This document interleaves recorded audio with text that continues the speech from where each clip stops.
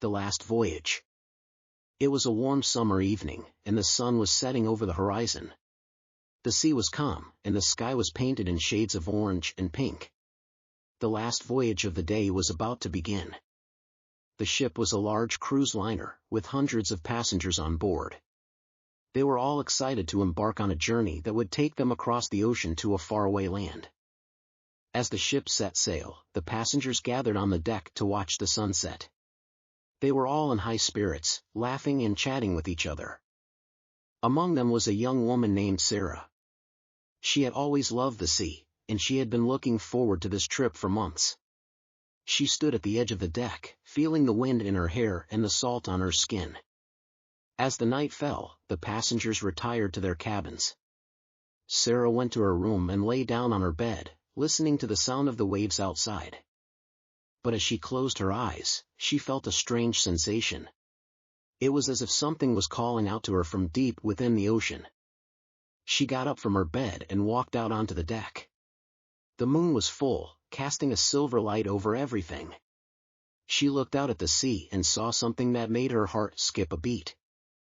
There was a figure standing on the water, illuminated by the moonlight. It was a woman, with long hair that flowed in the wind. She was beckoning Sarah towards her. Sarah felt drawn towards the woman, as if she knew her from somewhere. She walked towards her, step by step, until she was standing right in front of her. The woman smiled at Sarah and took her hand. "Come with me," she said. Sarah felt no fear as she stepped onto the water with the woman. They walked across the ocean, their feet barely touching the surface. As they walked, Sarah saw things that she had never seen before. There were creatures swimming beneath them, glowing in different colors. There were plants that grew in shapes that defied imagination.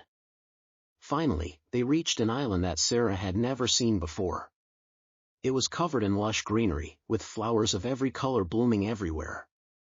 The woman led Sarah to a tree that stood at the center of the island.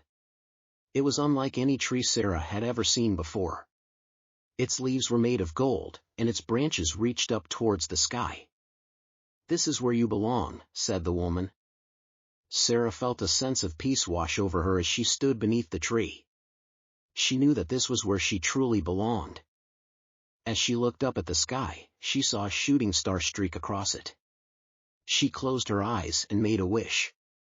When she opened them again, she was back on board the ship. The sun was rising over the horizon, and it was time for breakfast. Sarah smiled as she got up from her bed and got dressed. She knew that she would never forget this journey or what she had seen.